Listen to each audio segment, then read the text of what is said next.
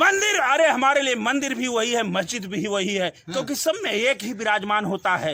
मजहब दोनों एक हैं, बस बदला करीना है।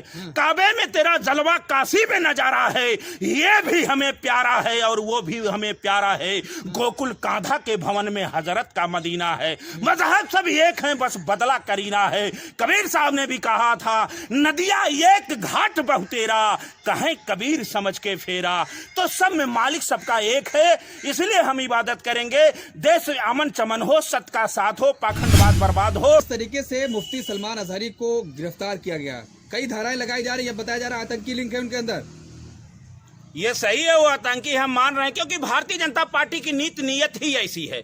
इनके कुर्सी के खिलाफ, इनके नीति नीयत के खिलाफ जो भी बोला, चाहे मुफ्ती अजहरी साहब हो, चाहे किसान रहे, चाहे शंकराचार्य रहे, तो किसी किसानों को ही देखिए खालिस्तान से जोड़ दिया गया, तो विदेशी से जोड़ दिया गया, तो ये शंकराचार्य को अन्य पार्टी से जोड़ दिया गया, तो ये अजहरी साहब को भी जोड़ देंगे, क्योंकि उन्होंने सत्य की आवाज उठाया, उन्होंने संविधान की बात किया, उन्होंने परिस्थितियों की बात किया, वो इंसाफ की बात किए, वो एक की बात किए, मानवता की बात किए, जो उन्होंने अपने कौम को जो संदेश देना था उसको देने की बात की। उन नौजवानों को मैंने भाषण सुना था, भाषण दे रहे नहीं भड़काऊ, उन्होंने अपने नौजवानों को ये बताया था, या नौजवान तुम लोग इधर उधर मत देखो, तुम उस ऊपर वाले जिसने पूरी दुनिया को, कायनात को बनाया है, उस पचन्नियों पे चलो। वो ऐसा शब्द बोले तो सत्य बोलना ही दुर्लभ हो गया भारतीय जनता पार्टी के राज में, तो अब उनको आतंकवादी बना दिया जाएगा, शंकराचार्य को भी बना दिया जाएगा। देश के ये साथ इतने महीने जो है किसान बैठे रहे, उनको खालिस्तानी कहा गया, बाद में उनसे माफी मांग लिया गया कि अब जो है वोट खतरा में है। तो भारतीय जनता पार्टी के नीति में मात्र शासन है, चाहे हिंदुओं के लाश से जाना हो, चाहे अजहरी जैसे संतों को आतंकवादी घोषित करेंगे, कोई लिंक लगा देंगे, एक चैनल पे चल जाएगा, हिंदू मुसलमान का दौर उठ जाएगा, हल्द्वानी का जैसे घटना हो, महाराष्ट्र में गोली चलेगा, उत्तर प्रदेश में चीरहरण होगा, दलितों के, आदिवासियों के साथ अत्याचार होगा, और ये संसद में बोलेंगे कि मुझे ये आरक्षण अच्छा नहीं लगता।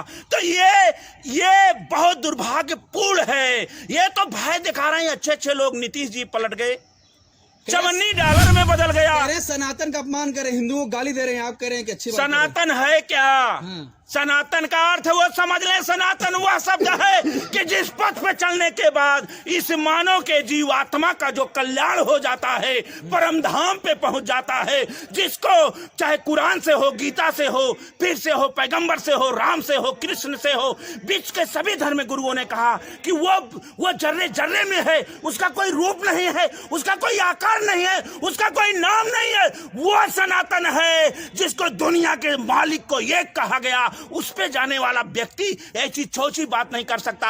ऐसे तो आसुरी प्रवृत्ति के लोग कहते हैं, ये तो वोट लेने के लिए बात करते हैं। अजहरी साहब के खिलाफ जो कार्रवाई हो रही है, हम उसकी घोर निंदा करते हैं कि आप बिना जांच पड़ताल को उसको आतंकवादी घोषित कर देंगे। यही आतंकवाद का जड़ होता है, नक्सलाइट का यही जड़ होता है। जब अत्याचार होता है, जब जुल्म होता है, पहले डकैत होते थे, नक्सलाइट होते थे, आप आतंकवादी और नफरत के बीज मत बोओ। ऐ मेरे देश के नौजवानों, आप नफरत में मत बटो। सलमान अजहरी साथ खड़े हैं, आप सत्य के साथ मैं खड़ा हूं, अजहरी के साथ में खड़ा हूं। बिना सच को कैसे आतंकवादी आप कर देंगे? अभी भड़काऊ भाषण था, अब आतंकवादी से लिंक जोड़ रहे हैं, क्योंकि अपने आप को छुपाने के लिए, अपने अवगुण को छुपाने के लिए। अरे राम राज्य कहता, लोकतंत्र कहता, संविधान, अगर आपने ऐसा किया उनको तुरंत रिहा करिए। ऐसे लोगों को आज उनको कहेंगे, कल शंकराचार्य को कहेंगे, कल कोई राहुल गांधी को कह देंगे, कल अखिलेश यादव को कहेंगे। जयंत को आपने पलट लिया, चवन्नी को डॉलर बना दिया। कौन सा ये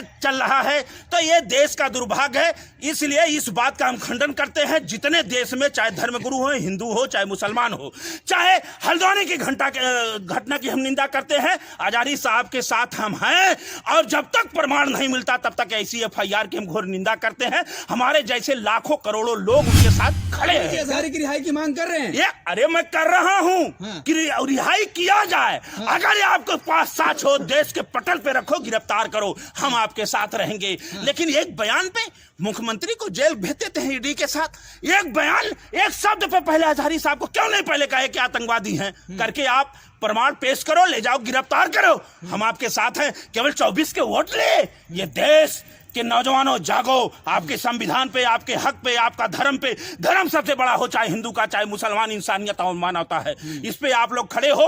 ये पाखंडवादियों को, ये दुराचारी, अत्याचारी, किसान विरोधी, गरीब विरोधी, जनमानस विरोधी, ये नौजवानों के खिलाफ हैं, इनका विरोध करो, नहीं तो देश में ये अंग्रेजों से ज्यादा बदतर हुकूमत कर रहे हैं। रिहाई नहीं होगी तो आप क्या करने वाले सलमान? हम लोग उसका बताएंगे, आपको पता चलेगा। हमारे जैसे बहुत लोग, ये रिहाई मात्र उन्हीं का नहीं, उसमें एक व्यक्ति का सवाल नहीं है, देश में बहुत करोड़ों लोगों का सवाल है। हम लोग एकत्रित होंगे, आवाज उठाएंगे, उतरेंगे, जो भी करना होगा करने का काम करेंगे, अनशन भी करेंगे, और परम पिता परमेश्वर से भी हम प्रार्थना करेंगे ऐसे धर्मगुरुओं संतों को जल्द से जल्द रिहा किया जाए। तो कहाँ प्रार्थना करने जा रहे हैं? मंदिर मस्जिद? मंदिर, अरे हमारे लिए मंदिर भी वही है, मस्जिद भी वही है, क्योंकि सब में एक ही विराजमान होता है।